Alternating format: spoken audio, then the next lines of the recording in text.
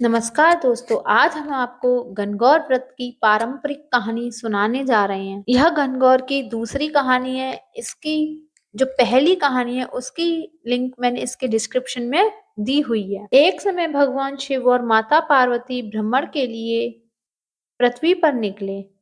शिवजी ने पार्वती जी से पूछा, आप 12 महीने के रास्ते से चलेंगी या 6 महीने के रास्ते से? पार्वती जी कहने लगी, मैं तो 12 महीने के रास्ते से चलूंगी। तब भोलेनाथ माता पार्वती से कहने लगे, संसार के लोगों के दुखों को देखकर आप कोई भी हट नहीं करेंगी। पार्वती जी मान गई। तब भोलेनाथ माता पार्वती को लेकर आगे चलते हैं। रास्ते में देखते हैं कि एक घोड़ी कष्ट से विलाप कर रही है। उसे देखकर पार्वती जी भोलेनाथ से पूछती हैं, प्रभु इसे इतनी पीड़ा क्यों हो रही है? तो भोलेनाथ बोले, पार्वती जी इसके बच्चा होने वाला है और यह दर्द में है। उसकी पीड़ा देखकर पार्वती जी बोली, यदि माँ बनने में इतना कष्ट है तो आप मेरे गांठ लगा दो। शिव जी कहते हैं, अभी आगे चलिए। तब वह दोनों आगे चलते हैं। रास्ते में एक राज्य आता है। वह दूर दूर तक शांति और उदासी फैली होती है। वह उदासी देखकर पार्वती जी गांव के लोगों से पूछती हैं, यह सब इतना उदास और शांत क्यों है? तो गांव के लोग कहते हैं, हमारे नगर की रानी माँ बनने वाली है, इसीलिए हमारे घर में उदासी छाई है। पार्वती जी सोचती हैं, माँ बनने में इतना कष्ट है। वह शिव जी के पास जाकर कहने लगी, प्रभु आप तो मेरे गांठ ही लगा दो। भोलेनाथ कहते हैं, पार्वती जी यदि एक बार आपकी गांठ लग गई तो दोबारा खुल नहीं सकती। अभी आप आगे चलो। वह दोनों और आगे बढ़ते हैं तो देखते हैं रास्ते में एक गाय के पीड़ा हो रही थी। उसकी पीड़ा देखकर पार्वती जी फिर बोली, प्रभु माँ बनने में तो इतना अधिक कष्ट है, आप मेरे गांठ ही लगा दो।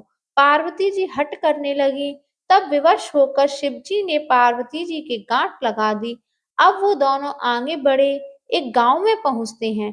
उस दिन गणगौर का व्रत था। बगीचे में गांव की औरतें गणगौर का पूजन कर रही थीं।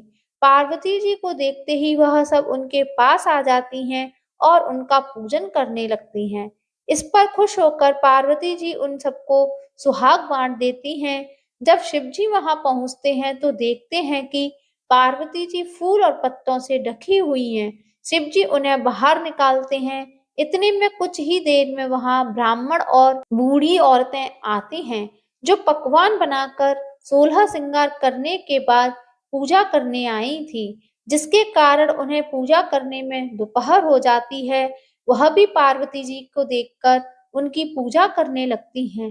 पार्वती जी उनसे भी खुश हो जाती हैं, परंतु जब सुहाग बांटने की बारी आती है तो भोलेनाथ कहते हैं, पार्वती जी आप तो सारा सुहाग पहले ही बांट चुकी हैं, अब इन्हें क्या दोगी?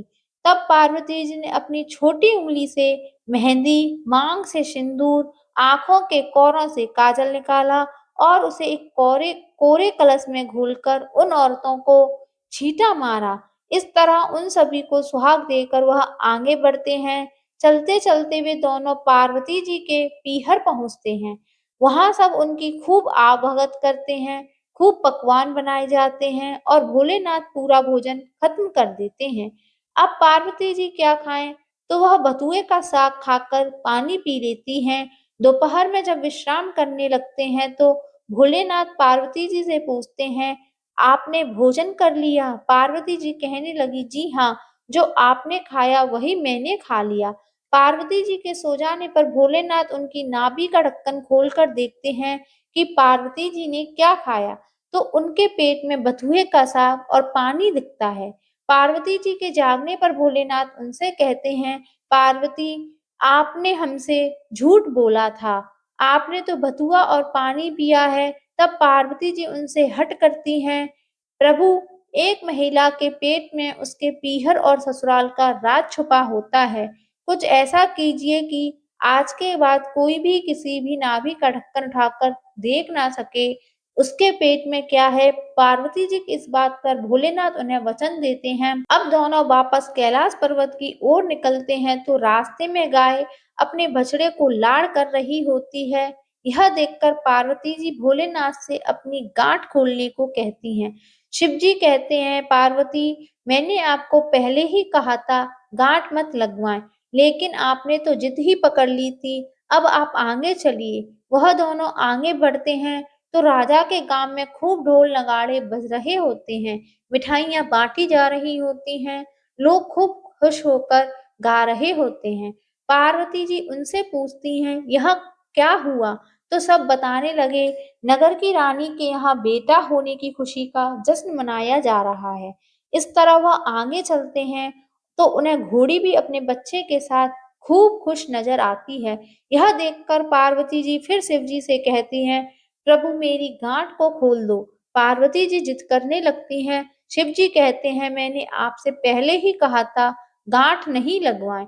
यह मृत्यु लोक है, इसमें हर चीज आपको लुभाएगी, परंतु आप नहीं मानी, आपने जिद पकड़ ली। पार्वती जी फिर हट करने लगती हैं शिव जी से। उनकी गांठ खोल दे शिव जी उनकी गांठ खोल देते हैं और वह दोनों कैलाश पर्वत पर पहुंच जाते हैं। भोलेनाथ, जिस प्रकार आपने पहले माँ गौरा के गांठ लगाई, इस प्रकार किसी के भी मत लगाना। और जैसे बाद में गौरा जी की गांठ खोली, वैसे ही सबको संतान सुख प्रदान करना। जय भोलेनाथ, जय माँ पार्वती।